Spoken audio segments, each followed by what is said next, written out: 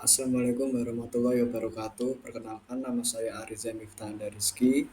Nomor NIM saya yaitu G.331.25.0014. Di sini saya akan mempresentasikan hasil kerja dari kerjaan yang saya bikin, teman-teman, yaitu sumber hukum Islam Itihad.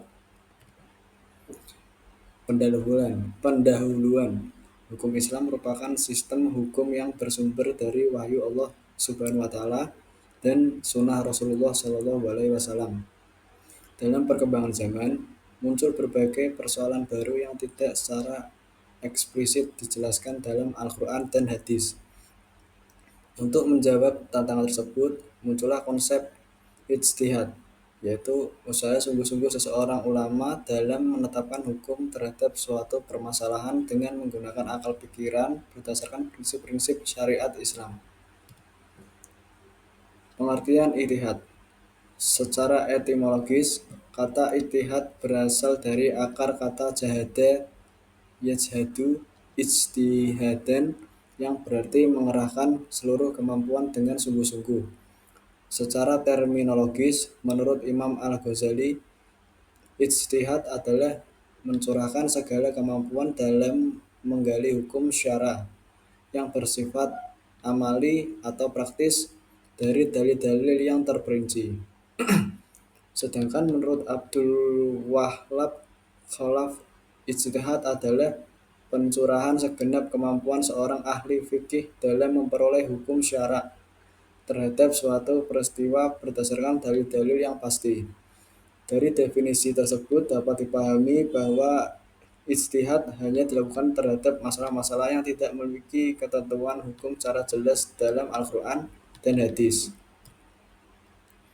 Dasar hukum ijtihad. Dasar hukum ijtihad terdapat dalam Al-Quran dan hadis Allah Subhanahu wa taala. Maka ambillah pelajaran wahai orang-orang yang mempunyai pandangan.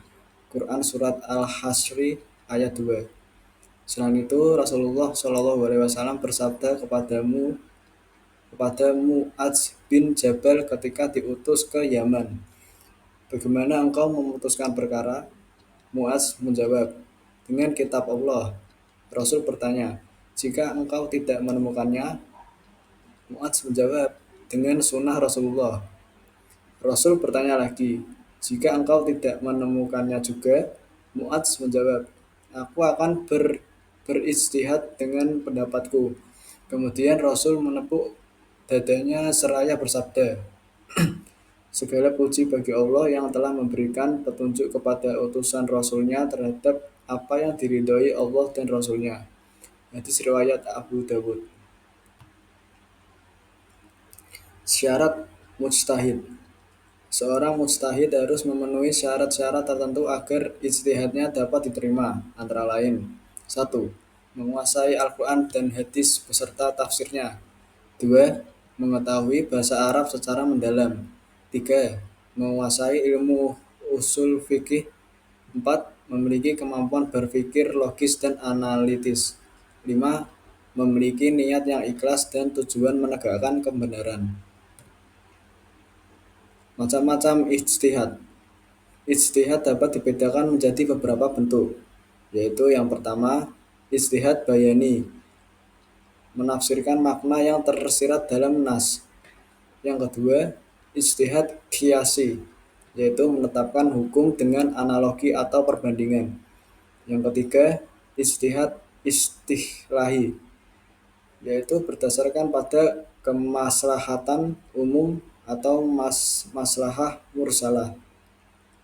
Yang keempat, ijtihad istihsani, yaitu mengambil hukum berdasarkan pertimbangan keadilan dan keringanan bagi umat.